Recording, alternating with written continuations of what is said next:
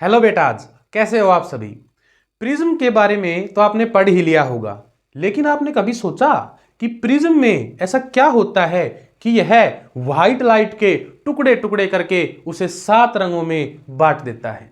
तो फील लेके पढ़ने के लिए चलिए इस वीडियो की शुरुआत करते हैं। और इस वीडियो में हम आपको कुछ ऐसे फैक्ट्स और कॉन्सेप्ट्स बताएंगे जो शायद आप पहले नहीं जानते होंगे। तो शुरू करते हैं। सबसे पहले बात करें कि प्रिज्म का काम क्या है। तो बेटा, दरअसल प्रिज्म लाइट को बैंड कर देता है। जब यहां से हम लाइट की रेज इसके ऊपर गिराते हैं तो वो लाइट की रेज इसके अंदर जाने के बाद बैंड होती है, और जब बाहर निकलती है तो एक बार फिर बैंड होती है। और इसी वजह से ऐसा जादू हो जाता है कि व्हाइट लाइट 7 रंगों में बट जाती है। तो अगर हम बात करें, स्ट्रक्चर की बात करें और एंगल्स की बात करें, जो कि बहुत जरूरी है एग्जाम पॉइंट ऑफ व्यू से, तो ऐसा दिखने में प्रिज्म होता है ना। आप देख भी पा रहे होंगे, ये प्रिज्म है। बहुत अच्छी बात है, ट्रायंगुलर प्रिज्म हम पढ़ रहे हैं। यहां से अगर हमने कोई सिंगल कलर की लाइट की रे डाली तो इसको हम इंसिडेंट रे कहेंगे। यहां जो एंगल बनेगा, एंगल ऑफ इंसिडेंस बनेगा। अंदर जाने के बाद लाइट की रे नॉर्मल की तरफ बैंड हो जाएगी। बहुत अच्छी बात है, ये बैंड हो गई है नीचे की तरफ, और फिर ये बाहर निकलेगी।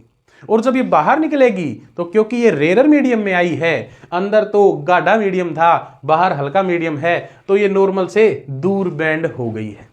अब ये लाइट की रे अपना काम पूरा करके आई है, अंदर होके बाहर निकल आई है, इसीलिए इस रे को हमें इमरजेंट रे कहते हैं। और इमरजेंट रे ने जो नॉर्मल के साथ एंगल बनाया बेटा, उसको एंगल ऑफ इमरजेंस कहते हैं। बहुत बढ़िया बात है। अच्छा, यहां रिफ्रैक्शन हुआ एक बार, और एक बार यहां रिफ्रैक्शन हुआ। बहुत अच्छी बात है।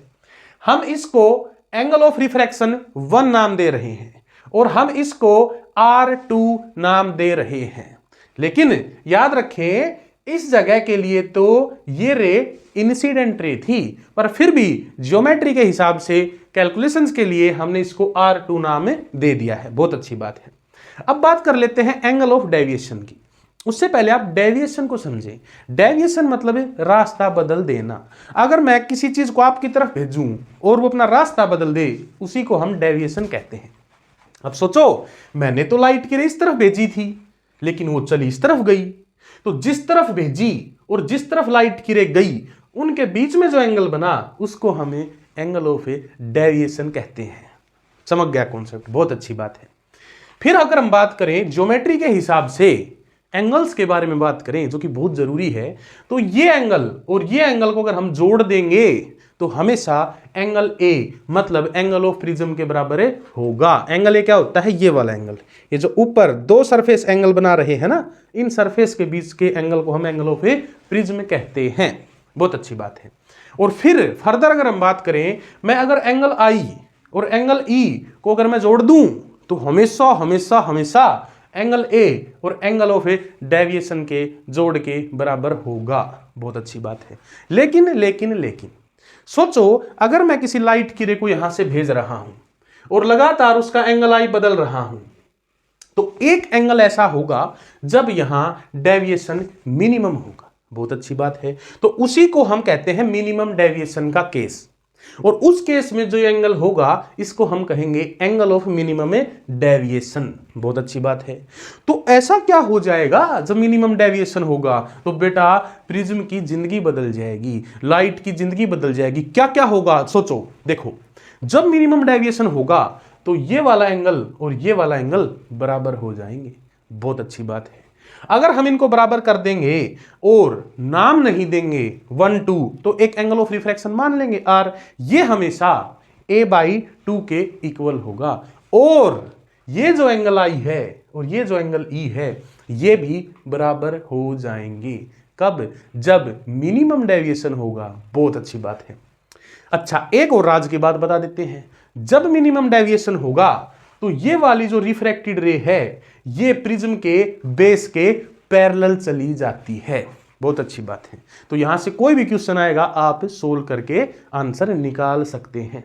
अच्छा, अब बात कर लेते हैं डिस्पर्जन की। डिस्पर्जन क्या होता है? व्हाइट लाइट का। बेटा, व्हाइट लाइट को टुकड़ों में तोड़ देना, व्हाइट लाइट में यह पता कर लेना कौन कौन से रंग हैं, उसी को हमें डिस्पर्जन कहते हैं। तो डेफिनेशन में लिखा भी है स्प्लिटिंग, स्प्लिट कर देना, तोड़ देना। किसको? व्हाइट लाइट को। किसमें? जिससे मिलकर वो बनी है, उसी को हम कहते हैं dispersion of a white light. अब सोचो ये टुकड़ों में टूटी क्यों? टुकड़ों में टूटी क्यों? दूध का दूध, पानी का पानी हुआ ही क्यों? तो फील करो, व्हाइट लाइट में 7 कलर्स होते हैं। बहुत अच्छी बात है। 7 कलर्स में एक ऐसा रंग होता है जो सबसे कमजोर होता है, और एक ऐसा रंग होता है जिसको दुनियादारी की कोई परवाह नहीं, वो हर बाधा को चीरता फांदता हुआ आगे बढ़ जाता है। तो कौन सा है वो रंग जिसके ऊपर प्रभाव कम पड़ता है? वो रंग है मेरे बेटा रेड।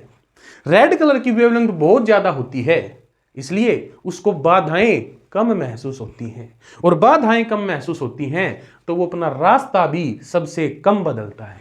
और वोयलेट बेचारा उस व्यक्ति की तरह है जिसको सर्दी होते ही जुकाम हो जाता है, गर्मी होते ही लूज मोशन हो जाते हैं। वोयलेट तो वैसा है। वोयलेट को थोड़ी सी रुकावट दिखी नहीं कि रास्ता बदला नहीं। तो सबसे ज्यादा बैंड कौन होगा? वोयलेट कलर होगा, और सबसे कम बैंड कौन होगा? रेड कलर होगा।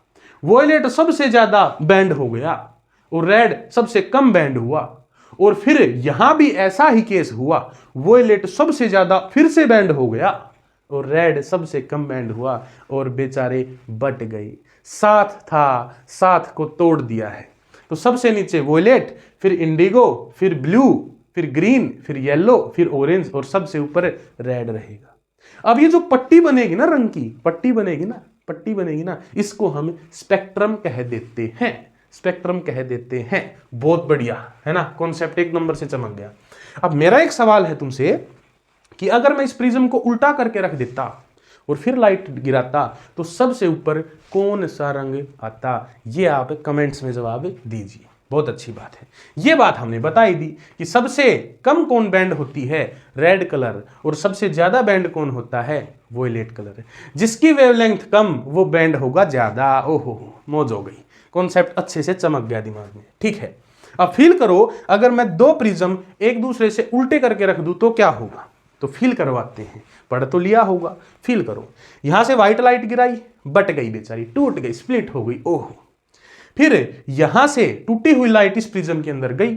अब ये प्रिज्म क्या करेगा? उस टूटी हुई लाइट को वापस से जोड़ देगा और व्हाइट लाइट को वापस से व्हाइट लाइट बना देगा, और इसको हम recombination of a white light कहते हैं, या हम रिकॉम्बिनेशन ऑफ ए स्पेक्ट्रम कह देते हैं। तो हम उम्मीद करते हैं कि प्रिज्म से संबंधित सारे कंफ्यूजन, सारे डाउट आपके क्लियर हो गए होंगे, और आपने डिस्पर्जन और प्रिज्म के सारे कॉन्सेप्ट्स को अच्छे से सीख लिया होगा। तो ऐसे ही पढ़ते रहें, जिंदगी में आगे बढ़ते रहें। धन्यवाद।